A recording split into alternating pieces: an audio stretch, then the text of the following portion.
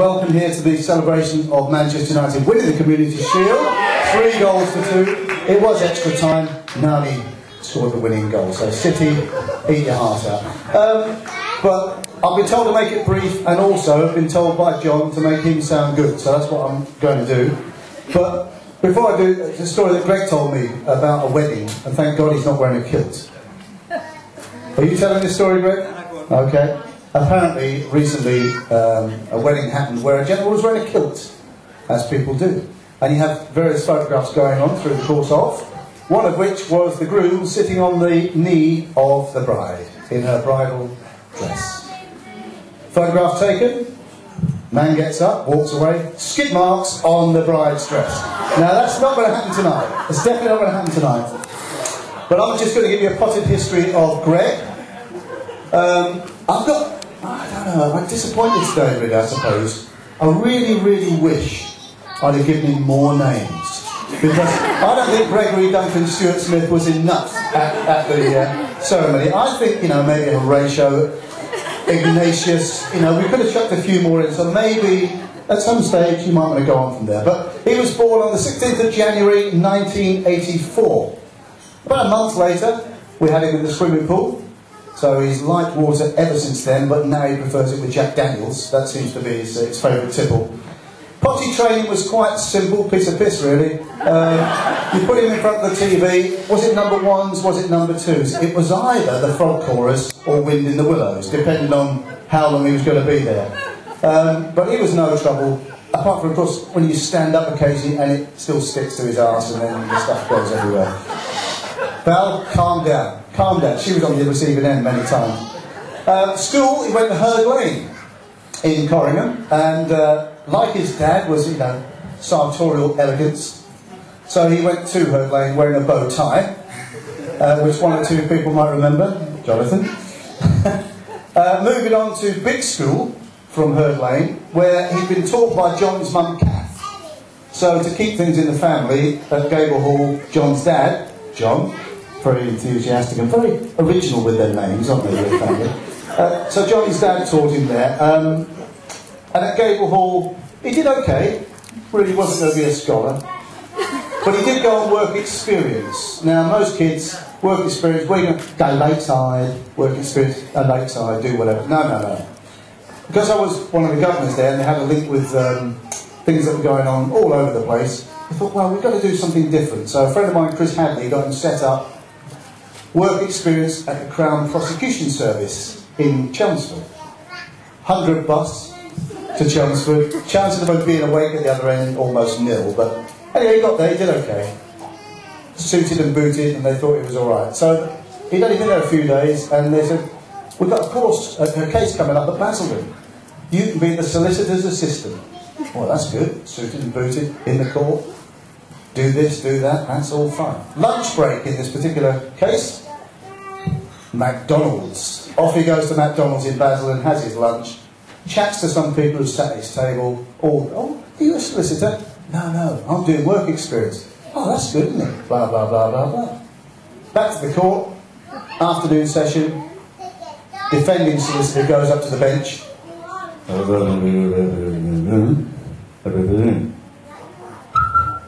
Prosecuting solicitor up to the bench. Greg up to the bench. Have you been talking to members of the jury at McDonald's at lunchtime? Yes. Case postponed, £8,000 cost. The dearest work experience anybody's ever had.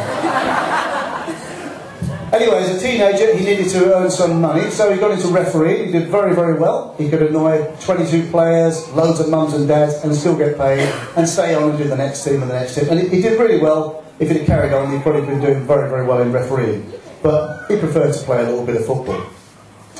We planted the money, the travel seed in his brain from early on. His first foreign holiday, Torremolinos. Yeah! Party Central. He's 18 months old, in a buggy, pushing him along the promenade, and Sheila decides to drop down and cross the road. The pavement was about 15 inches. Greg is not strapped in the buggy, head first, crash. But he survived. He was all right, wasn't he? Anyway, we've been all over the place, and we decided that Greg was perhaps going to follow his dreams. So we got hooked up with Camp America.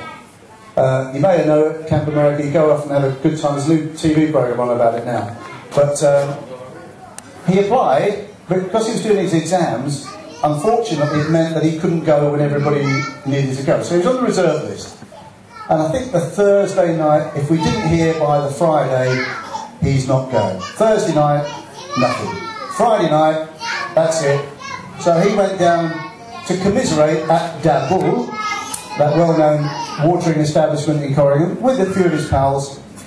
I'm not going to America, my summer's completely screwed, that's it. But a phone call comes, I think Ozzy might have taken the call while Greg was at the bar. I know it's unusual to see him at the bar, but that's where he was.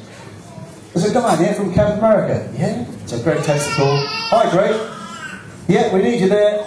You're flying out Sunday morning. Greg takes the call outside, comes back in through the window and tells all his pals he's going to Camp America, which was absolutely fantastic. He went off and had a wonderful time, and there he met a Scotsman who possesses neither a comb or facilities for any barber shop. He met Andrew out there in sunny America, spent a season with him, went back the following year, and indeed a year or two later went to Australia. But on his return, of course, from the first jaunt out to Camp America, could Andrew stay for a few days?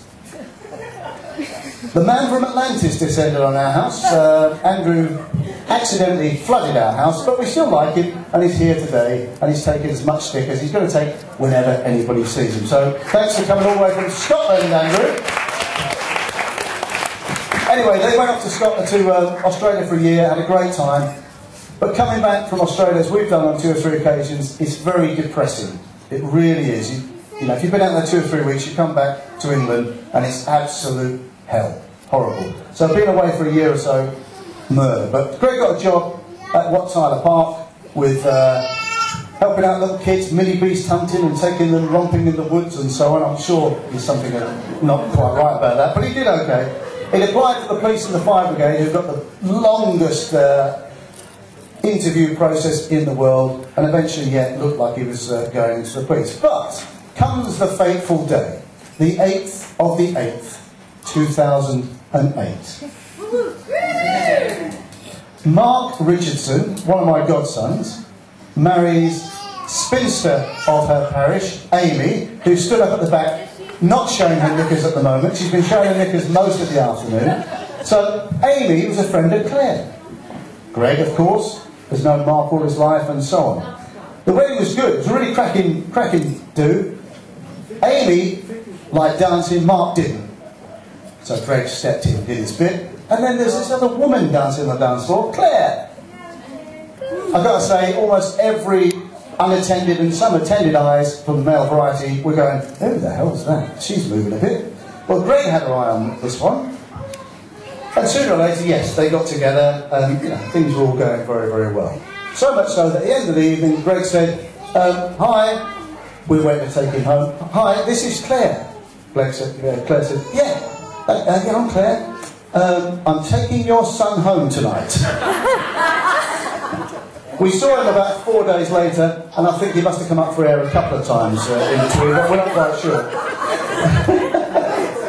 We got some links as well. Tilbury links. Sheila's dad comes from Tilbury. Sean and Chris lived down there. In fact, years ago, my dad employed your granddad many years ago. That's a long way behind.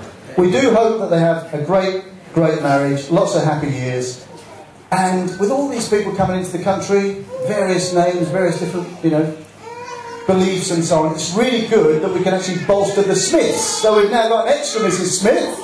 So welcome, Claire, to our family. Great to be part of your family, and we've had a great day so far. I hope that John can pick up the gauntlet in a minute and run with it, because I know he will.